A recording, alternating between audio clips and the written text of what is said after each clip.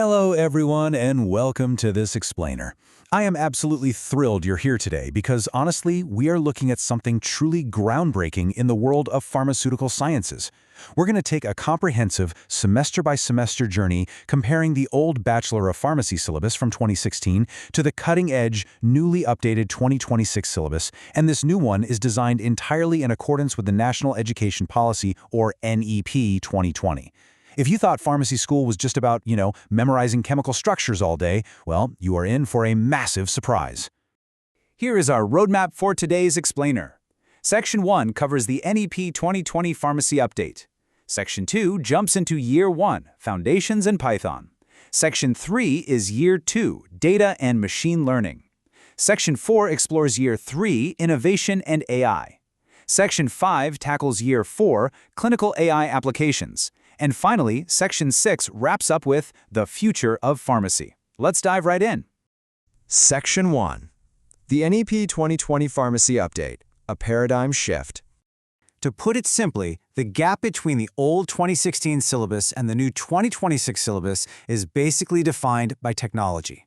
The new curriculum systematically integrates artificial intelligence, modern programming, data analytics, and professional development. And it's doing all of this to meet tomorrow's incredibly complex healthcare demands. It's a real game changer. Section 2, Year 1, Foundations and Python, Semesters 1 and 2. Just look at these bold new additions for first-year students. Right out of the gate, alongside learning human anatomy, students are now immediately tackling coding and data analytics. They're taking basics of Python programming for pharmaceutical sciences and applied biostatistics and data analytics from day one. Plus, they've added healthcare psychology and communication skills. It is a completely revolutionized foundational toolkit.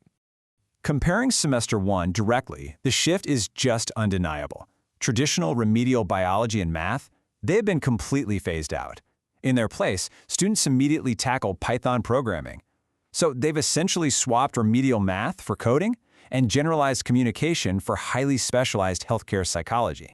Moving right into Semester 2, the evolution continues. A generic computer applications class from the old syllabus has been totally upgraded to a highly specialized applied biostatistics and data analytics.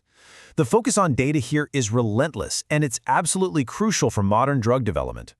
Section 3, Year 2, Data and Machine Learning, Semesters 3 and 4. By the time these students hit their second year, they are moving way past foundational coding. They go straight into machine learning. But as they learn to wield powerful predictive algorithms for things like predicting drug interactions, the syllabus smartly grounds their practice. It adds mandatory requirements in ethics, universal human values, and social pharmacy to ensure patient data is handled responsibly. Plus, theory finally meets practice with a brand new mandatory internship. In Semester 3, traditional core subjects like microbiology obviously remain essential, but right alongside them, Introduction to Machine Learning makes a really bold appearance. And paired with ethics and universal human values, it ensures that as students harness these new algorithms, they fully understand the ethical weight of healthcare data. By Semester 4, the shift towards a holistic education is super obvious. The heavy theoretical load of past curriculums is perfectly balanced by social pharmacy and public health. And most brilliantly, exactly halfway through their degree, the newly introduced mandatory internship forces students out of the classroom and right into the real world. Section 4, Year 3, Innovation and AI, Semesters 5 and 6. Year 3 is where things get really wild. This is where students are transformed from bench scientists into tech-savvy entrepreneurs and innovators. The syllabus introduces subjects you'd honestly expect to see in an MBA or a computer science master's program. We're talking innovation and startup ecosystem, intellectual property rights, and AI applications in pharmaceutical sciences.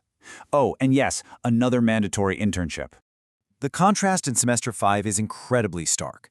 Moving away from a strictly traditional framework, the inclusion of an innovation and startup ecosystem class is a massively exciting development. The NEP 2020 clearly wants pharmacy graduates to not just go work for big pharma companies, but to actually go out and build their own biotech startups. And semester 6 completely seals the deal. The old syllabus was busy wrapping up chemistry and pharmacology here.